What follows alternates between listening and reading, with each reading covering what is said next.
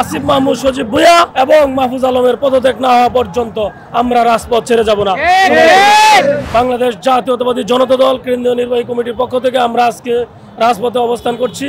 আমাদের দক্ষিণের প্রিয় নেতা ইঞ্জিনিয়ার ইশাক হোসেন মেয়রের শপথের দাবিতে আমরা রাজপথে অবস্থান করছি।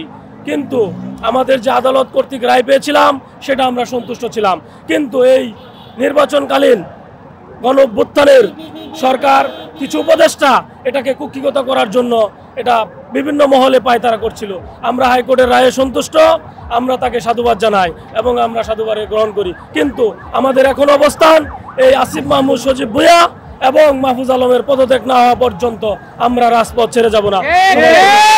আমরা মনে করি ফ্যাসিস্ট স্বৈরাচার হাসিনা 16-17 বছর মানুষের উপর যে অত্যাচার নির্মম করেছে, এই ফ্যাসিস্ট থেকেও তারা আরো বেশি বেশিছে ক্ষমতালোভী হয়ে গেছে, এটাই আমরা মনে করছি। এই জন্য আমরা তাদের পদত্যাগ চাই।